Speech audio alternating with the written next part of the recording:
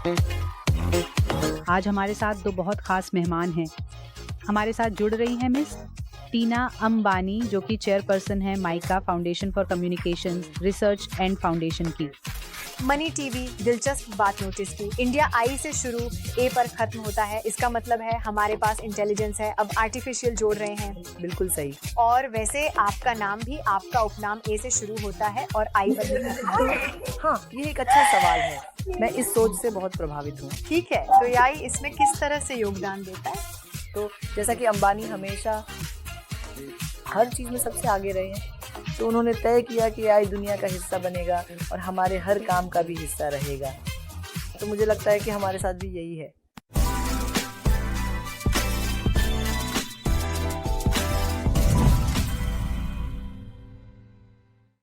नमस्कार सभी को और स्वागत है PIE podcast with industry experts money TV पर। मैं हूं अवान दुबाश। यह वह एपिसोड है जिसमें हम आपको टॉप इंडस्ट्री वॉइसेस से एक शैक्षिक सीरीज लाते हैं ताकि AI का भविष्य और भारत का भविष्य समझा जा सके। आज हमारे साथ दो बहुत खास मेहमान हैं। हमारे साथ जुड़ रही हैं मिस टीना अंबानी, जो कि चेयरपर्सन है mica foundation for communications research and education की। हमारे साथ मिस भी हैं जया देशमुख, जो कि माइका की डायरेक्टर और CDIO हैं। और इस एपिसोड में हम माइका की पहलों, AI का भविष्य, अगली पीढ़ी की तैयारी और विभिन्न उद्योगों में AI के दृष्टिकोण को डिकोड करेंगे। तो चलिए शुरू करते हैं। आप दोनों का हमारे साथ होने के लिए बहुत बहुत धन्यवाद। ये हमारा सौभाग्य है। तो मिसेस अंबानी, मैं आपसे ये समझना चाहूंगी कि आखिर माइका के विचार को प्रेरित किया है। क्या आप हमें इन इनिशिएटिव्स के बारे में थोड़ा और बता सकती हैं? मैं आपको बताती हूँ, माइका की स्थापना लगभग 24 साल पहले हुई थी। तब मैं कहीं भी आसपास नहीं थी। मुझे लगता है अगर मैं सही याद करूं, और मुझे इसका इतिहास थोड़ा बहुत पता है, तो इसकी स्थापना हुई थी क्योंकि उस समय रिलायंस ने रिटेल में बहुत काम किया था, विमल, और फिर उनके टेक्सटाइल्स, सूटिंग्स वगैरह, और वे, आप जानते हैं, बहुत ज़्यादा विज्ञापन कर रहे थे विभिन्न विज्ञापन एजेंसियों के साथ। और फिर उनके मन में यह विचार आया कि क्यों ना हमारी खुद की एक विज्ञापन एजेंसी हो। और फिर मुद्रा की स्थापना हुई और मुद्रा से उन्होंने सूचना और संचार विपणन स्कूल शुरू करने का फैसला किया, जो कि माइका है। और मुझे लगता है कि इसी तरह माइका का जन्म हुआ, ये शुरुआत थी, और निश्चित रूप से तब से ये बहुत आगे बढ़ चुका है। एंड माँ इसी के बारे में जानते हैं, एक बार आपको इसके बारे में बहुत कुछ बताएंगी। बिल्कुल, और यही मैं जानना चाहूंगी, क्योंकि मुझे लगता है कि उस समय AI चर्चा का विषय नहीं था, लेकिन अब यह निश्चित रूप से है। तो क्या आप हमें यह बताकर शुरू कर सकती हैं कि आपको क्यों लगता है कि शिक्षा क्षेत्र में AI इतना महत्वपूर्ण है, और माइका के बारे में भी और बताइए। बहुत बहुत धन्यवाद। तो उनकी कहानी को आगे बढ़ाते हुए, माइका की शुरुआत 1991 में हुई थी और PGP प्रोग्राम का पहला बैच 1994 में शुरू हुआ था, और मैं उसी पहले बैच से हूँ। तो मैंने सचमुच माइका के 30 साल देखे हैं। ये चक्र पूरा हुआ, पूरा कर लो। ये अद्भुत रहा है। तो ये मेरे 51 वर्षीय स्वयं का अपने 21 वर्षीय स्वयं से कैंपस में मिलना जैसा है। तो ये एक खूबसूरत अद्भुत अनुभव है। लेकिन माइका हमेशा से एक ट्रेंड सेटर रहा है। तो जब इसकी स्थापना 1991 में हुई थी, तब भी ये ऐसे ही हुआ था, क्योंकि उन्होंने यह रुझान देखा था कि भारत उदारीकरण की ओर बढ़ रहा है और हमें और अधिक संचारकों की ज़रूरत है। और इसलिए इसे एक सी स्कूल के रूप में स्थापित किया गया, क्योंकि ये संचार के लिए एक स्कूल था। असल में उस समय की टैगलाइन थी द लैंग्वेज बिगिंस हियर, यानी भाषा की शुरुआत यहीं से होती है, और हमें संचार की शक्ति सिखाई गई थी। समय के साथ यह विकसित हुआ, क्योंकि संचार हर क्षेत्र में आवश्यक है। संचार से मार्केटिंग की ओर बढ़ना एक सामान्य स्वाभाविक कदम था, और इस तरह हम एक मार्केटिंग स्कूल के रूप में विकसित हुए, जो आगे चलकर, जैसा कि आप जानते हैं, डिजिटल इकोसिस्टम के आने और डिजिटल ट्रांसफॉर्मेशन के साथ और भी आगे बढ़ा। हम हमेशा सबसे पहले कहते थे, ठीक है, चलो बदलाव लाते हैं, हम बहुत अच्छा कर रहे हैं, ये नया ट्रेंड है, तो हम हमेशा आगे बढ़ते रहे हैं। इसलिए हमारे कोर्स करिकुलम में डिजिटल मार्केटिंग शामिल किया गया। अब जैसा आप जानते हैं, हमें पता है कि AI हमारे काम करने के तरीके को काफी बदलने वाला है। असल में वर्ल्ड इकोनॉमिक फोरम का कहना है कि 84% लोग, यानी दुनिया की कामकाजी आबादी को फिर से कौशल सीखने की जरूरत पड़ेगी। हम उस बदलाव का हिस्सा बनना चाहते हैं। हमें जो हो रहा है उससे डरना नहीं चाहिए। यह फिर से शिक्षा लेने, नए कौशल सीखने और बदलाव को अपनाने की बात है। बिल्कुल सही। इसी बात को आगे बढ़ाते हुए मनी टीवी ने नोटिस किया, इंडिया आई से शुरू, ए पर खत्म। मतलब हमारे पास पहले से इंटेलिजेंस है, अब उसमें सिर्फ आर्टिफिशियल जोड़ रहे हैं। बिल्कुल सही। और आपका नाम भी, आपका उपनाम ए से शुरू होता है और आई पर खत्म होता है। हाँ, यही सवाल है। मैं इस विचार से बहुत प्रभावित हूँ। बिल्कुल। तो एआई हमारे जीवन को कैसे प्रभावित करता है? तो जैसे अंबानी हमेशा रहे हैं हर चीज में सबसे आगे, बिल्कुल सही। तो उन्होंने तय किया कि एआई दुनिया का हिस्सा बनेगा और हमारे हर काम का भी हिस्सा होगा। तो मुझे लगता है कि हमारे साथ भी यही है और हम बहुत उत्साहित हैं। हालांकि मुझे वास्तव में समझ नहीं आ रहा है कि एआई कितना होगा, तुरंत लागू हो जाएगा। मुझे लगता है यही एक बहुत नया चलन है और लोगों को इसे समझने में समय लगेगा। लेकिन मुझे लगता है कि ये बहुत कुछ सीखने और बहुत कुछ करने की क्षमता के लिए एक शानदार जोड़ साबित होगा और मुझे लगता है कि यही इसकी सबसे अच्छी बात है। आखिरकार ये आर्टिफिशियल इंटेलिजेंस है, तो हमें अपनी बुद्धि का इस्तेमाल करके ही इसे सही तरीके से लागू करना होगा। बिल्कुल। तो क्या आप इस पर कुछ कहना चाहेंगे कि इसे सही तरीके से कैसे लागू किया जाए? ये अब कैसे इतना अभिन्न हिस्सा बन गया है? लेकिन मुझे नहीं पता कि क्या टियर 2 और 3 शहरों में हमने वह असली एकीकरण देखा है। आप इसे टियर 2 और 3 शहरों पर किस तरह प्रभाव डालता हुआ देखते हैं? ये एक अच्छा सवाल है। तो आप जानते हैं इसमें जब मैं उस समूह को देखती हूँ जो माइका में आता है, तो हमारे पास पूरे भारत से प्रतिनिधित्व होता है। तो हम लगभग सभी राज्यों का प्रतिनिधित्व करते हैं। शायद कुछ ही हैं जो नहीं आते। तो हम बहुत विविध हैं, हम भारत में हैं। माइका में हमारे पास दूसरी बात यह है कि आप जानते हैं पहले दिन से ही हमारे यहाँ लैंगिक समानता रही है। तो हमारा प्रवेश स्वाभाविक रूप से 50-50 रहा है, पुरुष और महिला दोनों। और तीसरी बात, हम पाते हैं कि हाल के 10 वर्षों में हमारे बहुत से छात्र टियर 2 और टियर 3 शहरों से आ रहे हैं। तो ऐसा नहीं है कि हम सिर्फ टियर 1 यानी मेट्रो शहरों तक ही सीमित हैं। नहीं, हम ऐसा करते हैं। और यही माइका की सबसे खास बात है, क्योंकि यह सच में भारत का प्रतिनिधित्व करता है। हम इस मायने में समानतावादी रहे हैं। और जब आप शिक्षा में एआई को शामिल करते हैं, तो आप जानते हैं हर एक कोर्स, हर एक प्रोग्राम में एआई को एकीकृत किया गया है। सब लोग एआई के बारे में बात करते हैं, हर कोई एआई की चर्चा करता है। तो 10% हमारे सभी क्रेडिट्स सीधे तौर पर एआई से जुड़े हुए हैं।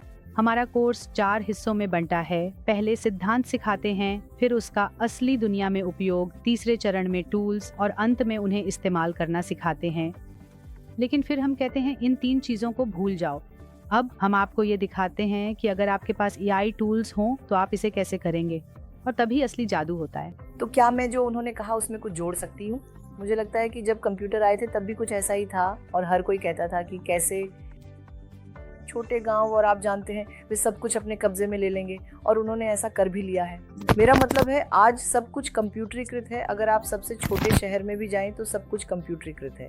तो मुझे लगता है कि एआई को भी उतना ही समय लगेगा, लेकिन हम सब वहां पहुंचेंगे। मुझे विश्वास है कि भारतीय लोग बेहद बुद्धिमान और तेज होते हैं।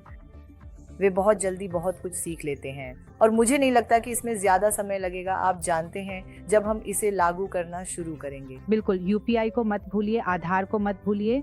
मेरा मतलब है, आप जानते हैं कब? मैंने अपने करियर में पश्चिमी देशों में काफी समय बिताया है, लेकिन हम वहाँ इस तरह की तकनीकी एकीकरण को जड़ों तक नहीं देखते हैं, और भारत ने यह कर दिखाया है। तो मैं नहीं हूँ। मेरा मतलब है कौन से आंकड़े? हाँ बिल्कुल, हमने जिस आबादी को संभाला है। तो आप कह रहे हैं कि आप एआई के इस एकीकरण को देख रहे हैं जो ग्रामीण और शहरी अंतर को पाट रहा है।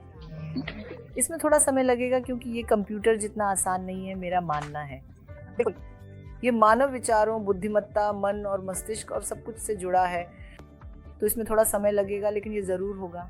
मैं चीज़ों को समझने में काफ़ी समय लेता हूँ, लेकिन जब मैं आज की पीढ़ी को देखता हूँ तो वे चीज़ों को तुरंत ही सीख लेते हैं। तो मुझे लगता है भजनम ये शहरों और ग्रामीण इलाकों दोनों में फैल चुका है। लोग सीखेंगे, बहुत जल्दी सीखेंगे, मुझे इसमें कोई शक नहीं है।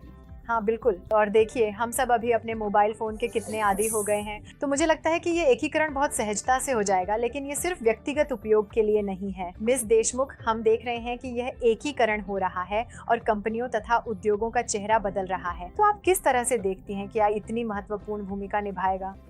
मुझे लगता है कि अगर हम इसे उद्योग या कॉरपोरेट दृष्टिकोण से देखें, तो जिस बात पर उद्योग वास्तव में ध्यान केंद्रित करेगा वह है नैतिक रूप से सही होना, और मैं इसे सिर्फ एक चर्चा के शब्द के तौर पर नहीं कह रही हूँ। आप जानते हैं, यह मानव इतिहास में पहली बार है जब हमने एक संज्ञानात्मक कार्य को इंसान से निकालकर मशीन में डाल दिया है। हम इसके आदी नहीं हैं, हमें इसका अनुभव नहीं है। अब जब आप निर्णय लेने की क्षमता मशीन को सौंपते हैं, तो आप वास्तव में इस बात पर ध्यान देंगे कि क्या वह सही निर्णय ले रही है और किन मानदंडों पर। और इस तथ्य को देखते हुए कि एआई कुछ हद तक अपारदर्शी है, इसलिए समझाने योग्य एआई पर बहुत ध्यान दिया जा रहा है। बस अभी अभी आए माइक्रोसॉफ्ट के पेटेंट को देखिए, जो समझाने योग्य एआई पर है। तो हम जानते हैं कि कॉरपोरेट समझाने योग्य एआई जवाबदेही, जिम्मेदारी और उस दायरे पर बहुत जोर देने वाले हैं जिसमें हमें काम करना है। और एक बार जब वे ये स्थापित कर लेंगे, तो मुझे लगता है कि आप देखेंगे कि एआई किसी भी ऐसे कार्य में प्रवेश करेगा जिसमें अनुशासन, तर्क संगत पैटर्न की पहचान, पैटर्न की भविष्यवाणी, यहाँ तक कि असली नौकरियां शामिल हैं। आप देखेंगे कि ऐसा होता है। बिल्कुल, और ये बहुत ही दिलचस्प है कि एआई इस एपिसोड में भी एक महत्वपूर्ण भूमिका निभा रहा है। इसे 8 भाषाओं में बदला जाएगा। लिप सिंकिंग तकनीकों और एआई की सभी तकनीकों का उपयोग करके, तो यह वाकई शानदार है। मुझे जरूर बताइएगा कि ये कहाँ है, किस चैनल पे मुझे इसे देखना चाहिए। बिल्कुल, मैं आपको लिंक भेज दूंगी। आप जानते हैं, चूंकि हम अभी बात कर रहे हैं आज की पीढ़ी में सुरक्षा, मानसिक स्वास्थ्य और ऐसी चीजों के बारे में, क्या आपको लगता है कि एआई वहाँ भी कोई भूमिका निभा सकता है? मुझे लगता है कि अंततः ये करेगा। मुझे नहीं पता कैसे, कहाँ और किस रूप में, लेकिन अंततः ये करेगा, क्योंकि मुझे लगता है कि एआई एक रचना है। मुझे लगता है कि यह हमारे जीवन को अनगिनत तरीकों से छुएगा और इसके भीतर बहुत सी चीजें विकसित होंगी। तो मुझे लगता है कि यह निश्चित रूप से फर्क डालेगा। ये पहले से ही है। मेरा मतलब है, आप चैट जीपीटी या गूगल या किसी से भी पूछ सकते हैं अगर आपको कोई मानसिक समस्या है, अगर आपको कोई दवा चाहिए या कुछ भी, और उनसे कोई भी सवाल पूछ सकते हैं, और वही हैं वे। तो यही तो एआई है ना। और हम देख रहे हैं कि एआई टैलेंट की मांग कई गुना बढ़ रही है, खासकर भारत जैसे देश में। तो क्या आप देख रहे हैं कि माइका कुछ वर्चुअल कोर्सेज लेने जा रहा है? वे वास्तव में इसे कैसे एकीकृत करने वाले हैं? तो जैसा कि मैंने कहा, हमारे पास एआई हर कोर्स के कुल क्रेडिट्स का 10%, कभी-कभी 30% तक होता है। हम दृढ़ता से मानते हैं कि भविष्य में आपके पास एआई कौशल होना जरूरी है, और यह सिर्फ से आगे होगा। टूलिंग आप जानते हैं, जैसे कि क्या आप चैट जीपीटी का उपयोग कर सकते हैं। यह इस बारे में है कि आप प्रबंधन, कंटेंट क्रिएशन या मार्केटिंग में अपने ग्राहक को समझने के लिए इन एप्लीकेशंस का उपयोग कैसे करते हैं। यह इस पर निर्भर करेगा कि आप इसे कैसे लागू कर सकते हैं और नए सिरे से सोच सकते हैं। याद कीजिए, जब डिजिटल ट्रांसफॉर्मेशन आया था और हमने कहा था कि हम लेगेसी सिस्टम से डिजिटल बन रहे हैं, तो चलिए फिर से कल्पना करें, और उस समय डिजाइन एक चर्चित शब्द था, है ना? अब यह सामान्य बात हो गई है। सब कुछ ऑटोमेटेड है। अब आप ऑटोमेशन को कैसे ऑटोमेट करेंगे, और इसके लिए एक अलग तरह की सोच और मानसिकता की जरूरत है। तो सिर्फ कोडिंग सीखना ही काफी नहीं है, क्योंकि तकनीक आप जानते हैं, एआई और एलएलएम्स ये कर सकते हैं। मुझे लगता है कि अब यह इस बात पर निर्भर करेगा कि आप सही एजेंट कैसे बनाते हैं, आप सही बिजनेस मॉडल कैसे बनाते हैं, आप लीन यूनिकॉर्न्स कैसे रखते हैं। तो यह बुनियादी रूप से हमारे काम करने के तरीके को बदलने वाला है। आपकी ओर से कुछ समापन टिप्पणियां। यह वास्तव में, आप जानते हैं, रहस्य को दूर कर देगा, खासकर जब बात रचनात्मकता और कल्पना की आती है। तो आप इसमें किस भूमिका को देखते हैं, और आप MICA को कैसे देखते हैं? सच में देश में आर्थिक और सामाजिक मूल्य लाने के लिए मुझे लगता है कि यह बहुत महत्वपूर्ण भूमिका निभाने वाला है। ये तो बस शुरुआत है, और मुझे लगता है कि इसे थोड़ी और समझ की ज़रूरत है। और जैसे ही वह समझ आ जाएगी, लोग इसे अपने व्यवसायों के लिए इस्तेमाल करने लगेंगे। जैसे कि मैंने पहले ही, आप जानते हैं, मैं एक अस्पताल चलाती हूँ, कोकिलाबेन माय हॉस्पिटल, जिसे मैंने 17 साल पहले बनाया था, और वह अब भी चल रहा है। ये अभी भी चल रहा है, और हम पहले से ही चिकित्सा क्षेत्र में कई एआई अनुप्रयोगों को देख रहे हैं। तो मुझे लगता है कि हम बहुत कुछ कर पाएंगे। मुझे नहीं पता कि अभी ये कितने अच्छे परिणाम देगा, क्योंकि ये कहना अभी बहुत जल्दी होगा शायद, लेकिन यह आर्थिक सोच और बुनियादी ढांचे में एक बड़ा बदलाव लाएगा। और आप जानते हैं, यह एक ऐसी शक्ति बनेगा जिसे नजरअंदाज नहीं किया जा सकेगा। मुझे विश्वास है, बिल्कुल। और आप जानते हैं, एआई संचालित भविष्य वही है जिसे हम देखने जा रहे हैं। तो आप भारत के भविष्य और देश में शिक्षा क्षेत्र के भविष्य को माइका के माध्यम से किस रूप में देखते हैं? तो माइका जिन चीज़ों में अपनी हिस्सेदारी दर्ज कराना चाहता है उनमें से एक ये है कि हम एक बदलाव के दौर में हैं।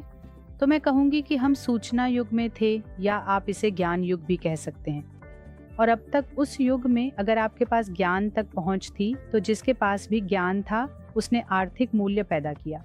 तो सुरक्षा घेरे का आधार ये था कि ज्ञान किसके पास है या ज्ञान का स्वामी कौन है। अब एआई के साथ ये प्रक्रिया लोकतांत्रिक होने जा रही है, जिसका मतलब है कि हर किसी के पास सुपर इंटेलिजेंस तक पहुंच होगी। सही है, ये मेरे अपने विचार नहीं हैं, ये वही है जो सभी विशेषज्ञ कह रहे हैं। तो अगर हर किसी के पास सुपर इंटेलिजेंस तक पहुंच होगी तो आर्थिक संपत्ति का केंद्र वही नहीं रहेगा, ये स्थानांतरित हो जाएगा। और ये बहुत अच्छा है क्योंकि अब हर किसी के पास सुपर इंटेलिजेंस तक पहुंच होगी। हम अपनी सभी समस्याओं को खुद हल कर सकते हैं और हम स्वतंत्र हो जाएंगे। तो ये इसका सकारात्मक पक्ष है। लेकिन फिर हम क्या करेंगे? क्योंकि हम एक प्रजाति के रूप में, मानव जाति के रूप में, हमने हमेशा बुद्धिमत्ता को महत्व दिया है ना? अरे वह बहुत बुद्धिमान है, वह कक्षा में पहली आई है, वह गोल्ड मेडलिस्ट है, ये भारत में बड़ी उपलब्धि मानी जाती है। अगर हर कोई गोल्ड मेडल जीत सकता है, हर किसी के पास सुपर इंटेलिजेंस है, तो भेदभाव किस बात का रहेगा? हमें अलग क्या बनाता है? तो मुझे लगता है कि यहीं पर माइका की भूमिका आती है।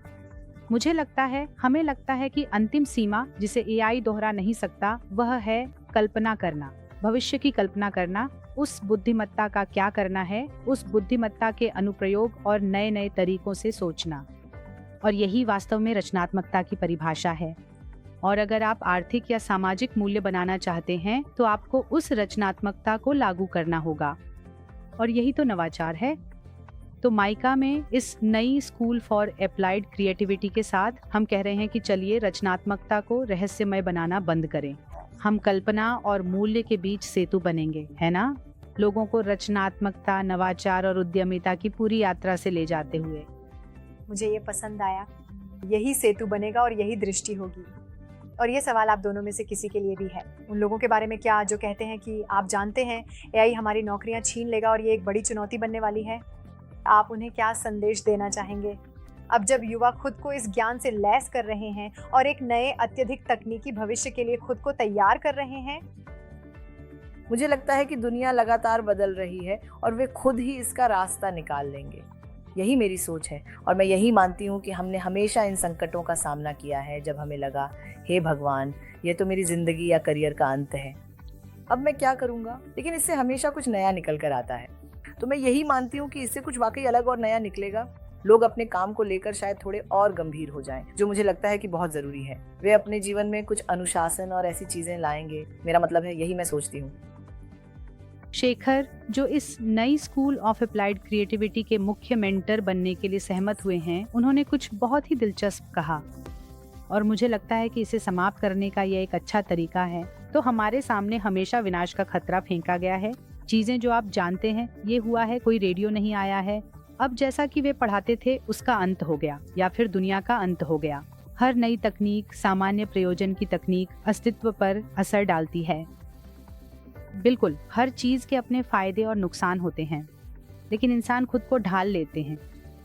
और अगर ये हमारा चुनाव है तो क्या हम चाहते हैं कि ये नई तकनीक हम पर हावी हो जाए, या हम खुद को ढालना चाहते हैं? और क्या हम स्टिग्माटा को चलाना चाहते हैं?